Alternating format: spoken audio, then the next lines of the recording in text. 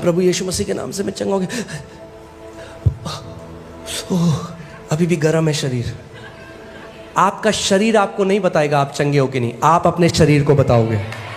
कोई बीमारी में यह सामर्थ्य नहीं कि इस प्रकाशन को जानने के बाद आपको आपके समय से पहले ले जाए। यानी प्रभु यीशु मसीह ने समझा रहे, अरे पेड़ तो कुछ भी नहीं है, तुम पेड़ की बात कर रहे हो, मैं तुम्हें अब सिखाता हूं तुम पहाड़ कैसे हटा सकते। तुम एलर्जी की बात कर रहे हो, मैं तुम्हें सिखाता हूं तुम कैंसर को कैसे नाश कर सकते हो। तुम छोटी सी बात सोच रहे हो, मैं तुम्हें सिखाता हूं कि तुम बड़े बड़े काम मेरे नाम से कैसे कर सकते हो। मैं तुमसे सच सच कहता हूं कि जो कोई इस पहाड़ से कहे, पहाड़ को कमांड करे, क्या कहे कि उखड़ जा। उखड़ जा कहना नहीं है, कमांड करना है। उखड़ जा, नहीं प्लीज उखड़ जाइए, पहाड़ जी प्लीज चले जाइए। जिस गांव से मैं हूं वहां पे क्या होता है, जब दुष्ट आत्माएं आ जाती है ना किसी के अंदर, तो दुष्ट आत्मा बोलते हैं क्या चाहिए आपको बताओ, क्या चाहिए। उनकी पूजा करते हैं। प्रभु यीशु ने डांट के भगवान निकल यीशु के नाम में। क्या कोई बीमारी है जो आपको वो करिए, बैठो और देखो कि वो एक सांप की तरह, एक बिच्छू की तरह आपके पास आ रहा है और आप उसे कर रहे हो खचक पचक पचक। वो अधिकार जो प्रभु यीशु मसीह ने आपको दिया है केवल काफी नहीं है कि उन अटैक्स को रोक देगा जो अटैक आपके जीवन में हो रहे हैं। वो इतना महान है कि वो कह रहा है तुम शत्रु की सारी सामर्थ को पूरा कुचल दोगे, रौंद दोगे। रौंदने का मतलब क्या है? अगर आपने किसी बिच्छू को रौंद दिया तो फिर क्या है, फिर वो डंक नहीं मार सकता दोबारा। एक बार रौंद दिया गया है और यीशु कह रहा है वही अधिकार मैंने तुम्हें दिया है। आपने देखा कई अलग अलग जगह अलग अलग अधिकारी हैं। ग्रामीण शिक्षा अधिकारी, आप भी, हम भी अधिकारी हैं। बिच्छू रौंदने वाला अधिकारी। अगर आप अपने अधिकार का इस्तेमाल करोगे तो परमेश्वर अपनी सामर्थ का इस्तेमाल करेगा।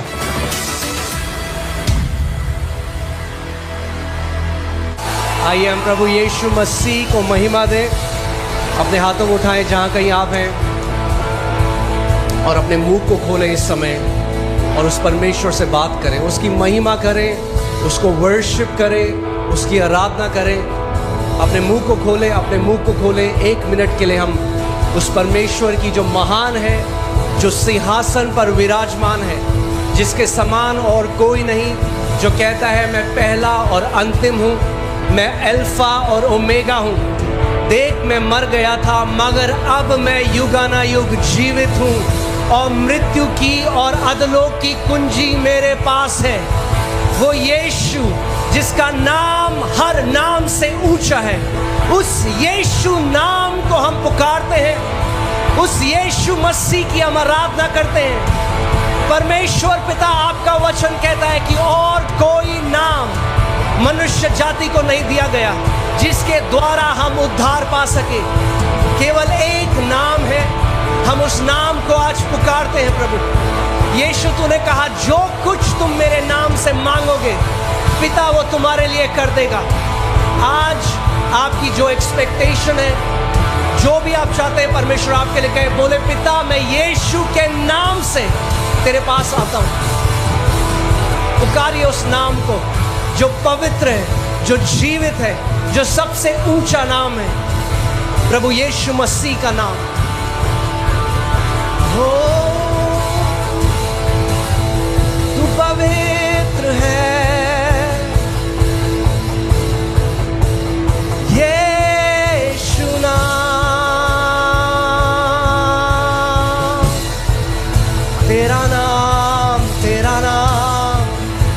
पवित्र पवित्र पवित्र है। ओ यीशु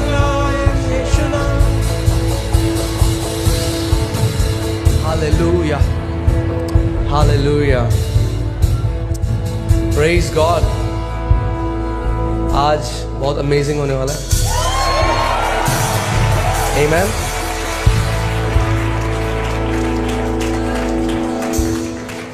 क्या आप एक्सपेक्ट कर रहे हैं आज? क्योंकि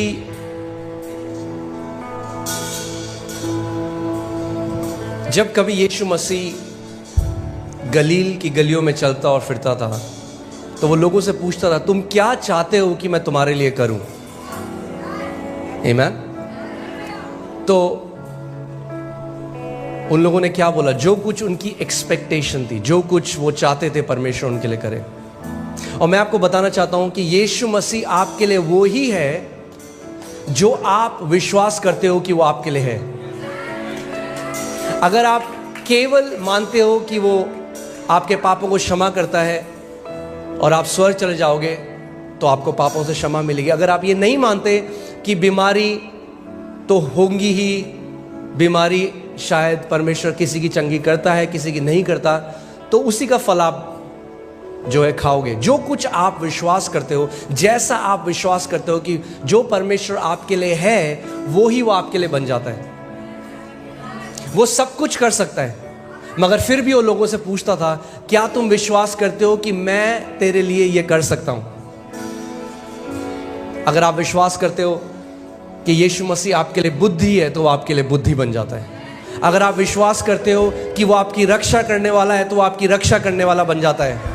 अगर आप विश्वास करते हो कि वो आपका बोझ उठाने वाला परमेश्वर है तो वो आपका बोझ उठाने वाला परमेश्वर बन जाता है। जो कुछ आप चाहते हो कि परमेश्वर आपके लिए है वो आप उससे एक्सपेक्ट करो आज।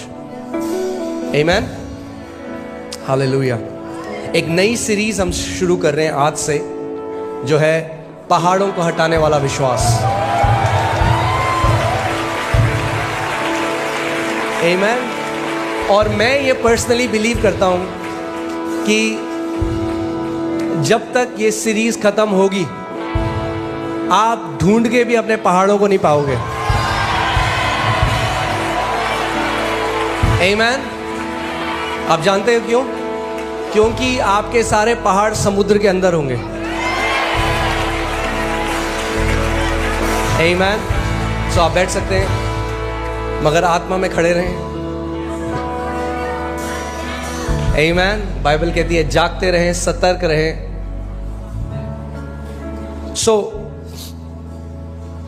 चलिए हम प्रार्थना करते हैं और फिर हम वचन की तरफ जाएंगे।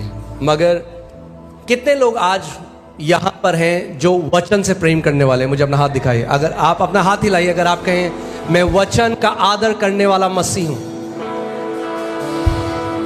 आमीन। मैं ऐसा क्यों कह रहा हूं? क्योंकि सारे मसीह वचन का आदर करने वाले मसीह नहीं है। वो ऐसे आदर करते हैं, ऐसे। ये आदर करना नहीं है, ये धर्म है। आदर करना वो है जब जो वचन हमें दिया गया हम उसको अपना सबसे कीमती ट्रेजर समझे, अपना सबसे कीमती धन समझे। और उसको लोग क्या करते हैं? कोई अपने गहने दरवाजे के सामने लिविंग रूम में रखता है। कहाँ रखता है? तिजोरी में, क्योंकि वो क्या है? कीमती है। ऐसे ही परमेश्वर का वचन हमें बताता है कि हमें जो वचन का धन है उसको यहां तिजोरी में बंद करके रखना है, छुपा के रखना है, हृदय के अंदर रखना है। आमीन। आइए हम लोग प्रार्थना करते हैं और फिर हम वचन की तरफ चलेंगे। परमेश्वर पिता, हम आपका धन्यवाद करते हैं। आप एक अच्छे और भले पिता हैं। हर एक अच्छी वस्तु, हर एक अच्छा दान और वरदान पिता आपकी तरफ से ही आता है। आपका वचन कहता है कि आप ज्योतियों के पिता हैं प्रभु। कोई भी बुराई आपकी तरफ से नहीं आती, कोई भी बीमारी आपकी तरफ से नहीं आती। आप एक अच्छे पिता हैं। आपका वचन हमें बताता है कि आत्मा आज भी कलीसिया से बात कर रहा है। और आपका वचन कहता है जिसके सुनने के कान हो वो सुन ले कि आत्मा कलीसिया से क्या कह रहा है। और प्रभु मैं प्रार्थना करता हूं यहां पे जितने लोग आए हैं उनके सुनने के कान हो प्रभु, वो तेरे वचन को हल्का ना जाने प्रभु, वो तेरे वचन को एक आम वचन की तरह ना सुने प्रभु, पर ध्यान धर कर वो तेरे वचन का आदर करें प्रभु। और पवित्र आत्मा मैं प्रार्थना करता हूं क्योंकि तू सत्य का आत्मा है और तू हमें हर एक सत्य में लेकर चलेगा प्रभु। होने दे कि इस घर से तू विश्वास के ऐसे योद्धाओं को खड़ा करे प्रभु जो तेरे लिए बड़ी महिमा का कारण बने प्रभु। अगर आप ये विश्वास करते हो तो मेरे साथ बोलो आमेन, आमेन, हालेलुया, आमेन। आप जानते हो क्यों इतने ऐसे मसीह हैं जो बढ़ोतरी को नहीं देखते अपने जीवन में। वो चर्च आते हैं, वचन को सुनते हैं, मगर जो बढ़ोतरी उनके जीवन में होनी चाहिए वो नहीं होती। और उसका एक कारण मैं आज आपको बताऊंगा, वो वचन में है कि क्या वो कारण है कि कितने सारे ऐसे मसीह हैं, फास्टिंग प्रेयर में भी आ रहे हैं और रविवार को भी आते हैं और सारी सभाओं में आते हैं, मगर वो बढ़ोतरी जो परमेश्वर चाहता है उनके जीवन में वो नहीं देखते। और उसका कारण ये है कि हर एक चीज़ के लिए परमेश्वर ने सिद्धांतों को रखा है। बोलिए सिद्धांत, सिद्धांत। आमीन। ऐसा नहीं है कि परमेश्वर कुछ लोगों के जीवन में करता है और कुछ का उसका मन नहीं करता, वो कहता है नहीं नहीं ये इनके नहीं करूंगा, मैं इसके करूंगा। वो ईना मीना मोही मोड़ नहीं कर रहे हैं। समझ रहे हैं आप? परमेश्वर ने जो सिद्धांत रखे हैं वो हर किसी के लिए है। उसका वचन कहता है होशाया 4:6 में कि मेरी प्रजा मेरे ज्ञान न होने के कारण नाश हो गई है।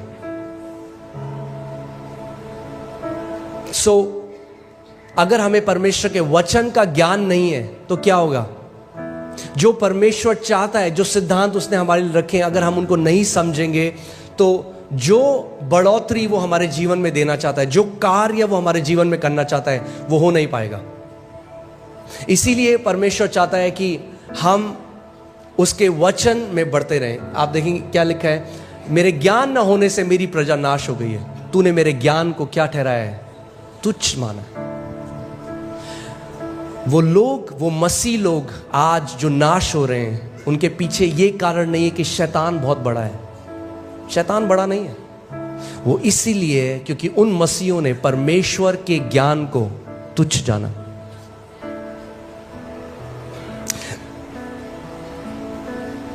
कितने सारे ऐसे मसीह हैं जो सारी प्रेयर मीटिंग में जाते हैं, और अच्छा है, हम लोगों को प्रार्थना बहुत जरूरी है, प्रार्थना हमें करनी है, मगर प्रार्थना भी आप, अगर आपके पास सत्य नहीं है तो आप गलत तरीके से प्रार्थना करेंगे और अपने उत्तर से और दूर चले जाएंगे। आप जानते हैं गलत प्रार्थना करने से आप अपने उत्तर के पास नहीं, दूर चले जाते हैं। कितने लोग ऐसे, कितने मसीह ऐसे हैं, उनको उत्तर इसीलिए नहीं मिला क्योंकि उनकी प्रार्थनाएं गलत हैं। इसीलिए हमें क्या करना है? हमें बढ़ना है परमेश्वर के ज्ञान में, उसके डील डॉल में, उस प्रकाशन में जो आत्मा के द्वारा आता है। मेरे ज्ञान न होने के कारण मेरी प्रजा क्या हो गई? नाश हो गई। यानी ध्यान से सुनिए, परमेश्वर की प्रजा नाश हो सकती है क्योंकि उन्हें परमेश्वर का ज्ञान नहीं है। उन्होंने परमेश्वर के ज्ञान को क्या किया? तुच्छ जाना। आमीन। मगर प्रेज गॉड कि आप इस घर में रोपे गए हो। आमीन। परमेश्वर का वचन यिर्मयाह 3:15 में कहता है कि मैं अपने हृदय के अनुसार तुम्हें चरवाहे दूंगा जो तुम्हें ज्ञान और बुद्धि में बढ़ाएंगे। मेरे ज्ञान में, मेरी बुद्धि में वो क्या करेंगे? तुम्हें बढ़ाएंगे। आमीन। और मैं चाहता हूं कि आप ध्यान से आज का वचन सुने, क्योंकि जो कुछ आप अपने जीवन में करते हैं वो इससे ही पैदा होता है। तो मैं आज आपको बढ़ोतरी के लिए बताता हूं। देखिए कितने मसीह ऐसे हैं, उनके कानों में ना खुजली है। क्या है खुजली? क्या है? कुछ नया सुनाओ पास्टर। अरे पास्टर ये तो अब विश्वास तो आपने ऑलरेडी 12 कर रखे, सुन लिया हमने, किताब भी लिख दिया आपने विश्वास के बारे में। कुछ नया सुनाओ पास्टर, कुछ नया। हमें कुछ नया रेवलेशन सुनना है। क्या सुनना है? नया रेवलेशन। जो पुराना सुना है उसके फल हैं कुछ जीवन में?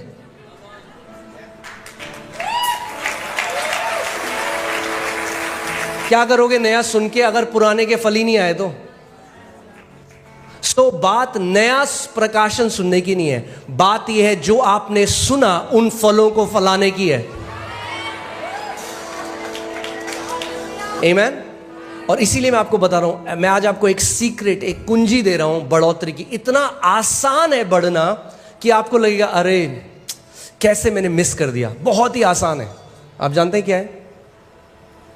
वचन में चलते हैं। 1 कुरिन्थियों 3 उसकी 6वीं आयत देखिए। यहां पे पौलुस प्रेरित क्या कहते हैं? मैंने पौधा रोपा, अपोलोस ने उसे सींचा, पर किंतु परमेश्वर ने उसको बड़ा किया। इंग्लिश बाइबल से गॉड ब्रॉट इंक्रीज, यानी परमेश्वर बढ़ोतरी लेकर आया।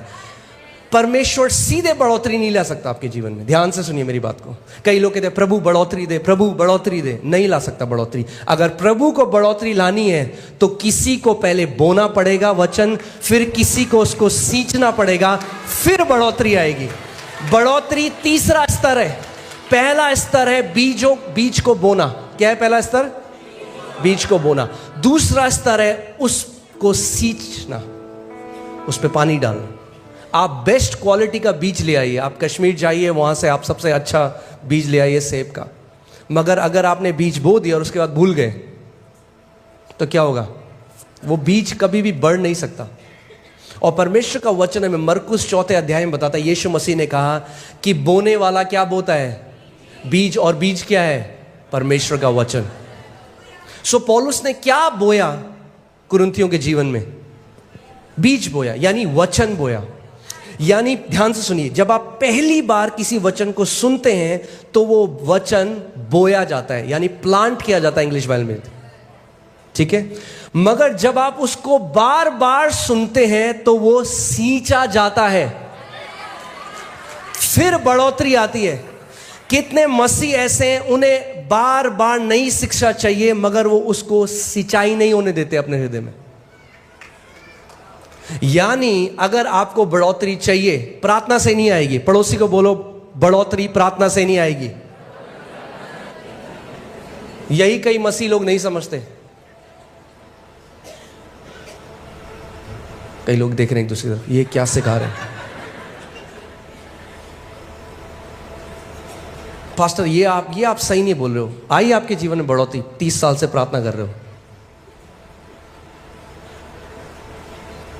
ध्यान से सुनिए, मैं प्रार्थना करने वाला व्यक्ति हूं। हम लोग ऑल नाइट प्रेयर करते हैं, रोज घंटों अन्य भाषा में प्रार्थना बहुत जरूरी है, उसकी अपनी एक जगह है। मगर प्रार्थना बिना वचन के कुछ काम नहीं करेगी।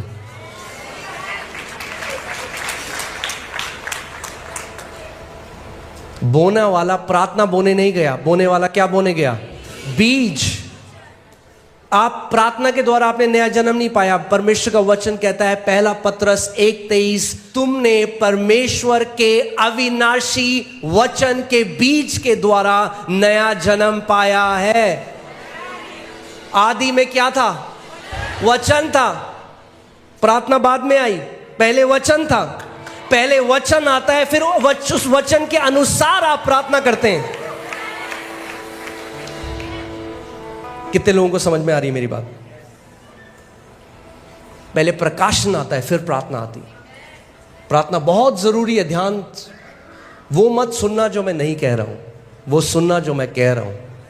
मैं नहीं कह रहा हूं प्रार्थना की जरूरत नहीं है, मैं कह रहा हूं प्रार्थना बहुत जरूरी है, मगर पहले हमें वचन का प्रकाशन चाहिए। कई लोग प्रार्थना को कैसे सोचते हैं, वो सोचते हैं कि वो अलादीन के चिराग की तरह है। हम बोलेंगे हालेलुया हालेलुया हालेलुया, प्रभु दे दे दे दे दे, प्रभु दे दे दे दे दे दे दे दे दे दे दे।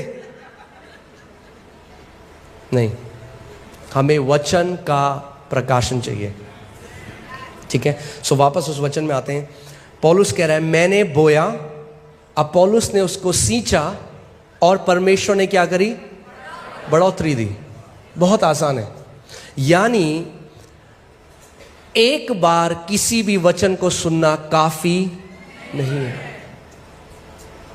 अगर आप बढ़ोतरी चाहते हैं तो उस वचन को तब तक सुनते रहें, सुबह शाम दोपहर रात सुने, फिर जब तक बढ़ोतरी को ना देखने लग जाए, जब तक वो फल आपके जीवन में ना आने लग जाए, जब तक दूसरे लोग ना बोलने लग जाए। अगर आप बोल रहे हो कि मैंने जी फेथ सीरीज सुन ली, फिर आपके जीवन में उस विश्वास की सीरीज के फल होने चाहिए।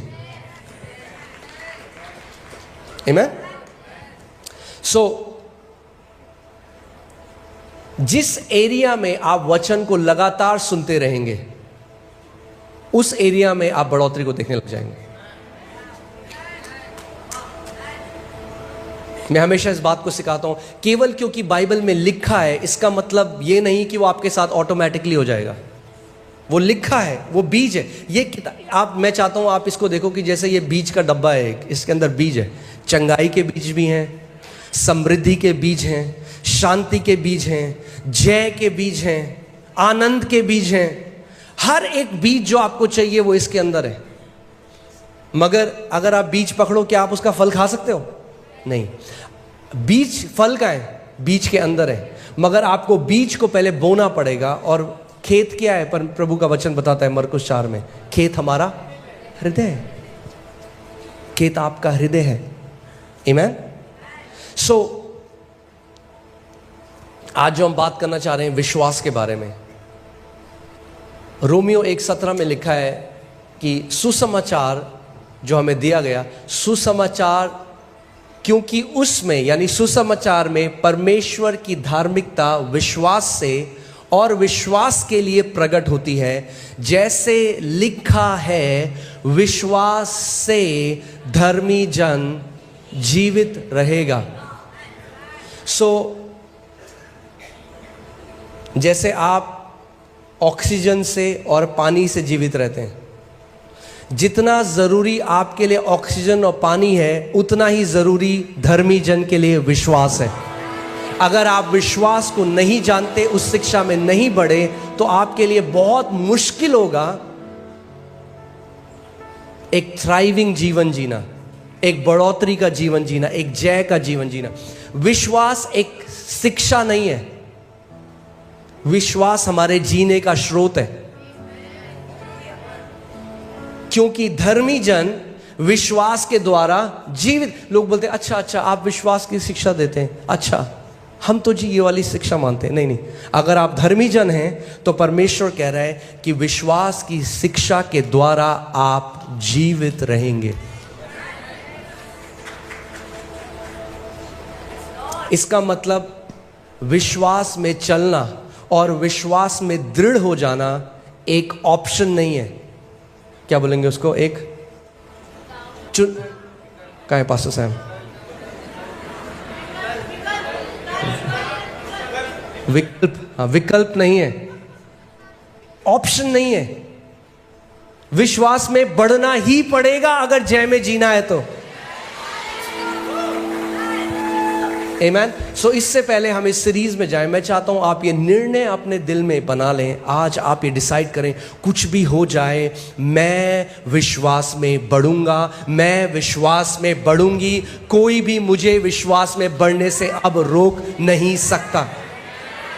आपको ये निर्णय, ये डिसीजन आपको लेना पड़ेगा। आपकी मम्मी नहीं ले सकती, आपके पापा नहीं ले सकते, आपका हस्बैंड नहीं ले सकता, आपकी वाइफ नहीं ले सकती। आपको स्वयं ये निर्णय लेना है, मैं विश्वास में बढ़ूंगा और एक योद्धा बन जाऊंगा। आमीन। बहुत आसान है, मुश्किल नहीं है। मैं आपको बता रहा हूं, परमेश्वर नहीं कहता आपको विश्वास कमाने की जरूरत है। आपको कमाना नहीं है, अपने आप ऑटोमेटिकली आता है। आता है, बोलिए आता है। कैसे आता है? कैसे आता है? सुनने से। और वही मसीह लोग नहीं करते। सबसे मुश्किल है लोगों के लिए सुनना। इसीलिए शैतान डिस्ट्रैक्ट करता है। जब आप देखिए, इस कलीसिया को का अगुवा होने के नाते और इतने साल से मिनिस्ट्री में, और जब हम लोग बाहर भी जाते हैं, बहुत आसान है देखना कौन से ऐसे मसीह हैं जिनके जीवन में फल होंगे और नहीं होंगे। मैं यहाँ से देख सकता हूँ आपका एटीट्यूड और बता सकता हूँ आपका जीवन कैसा होगा मसीह में। जब वचन का प्रचार होता है तो मैं आपको बता सकता हूँ, कुछ लोग हैं वो अपने फ़ोन में डिस्ट्रैक्ट होंगे, कुछ लोग हैं बात कर रहे होंगे, मजाक कर रहे होंगे, और फिर बाद में पास्टर मुझे डिप्रेशन है। क्या बोलो आप उन लोगों को?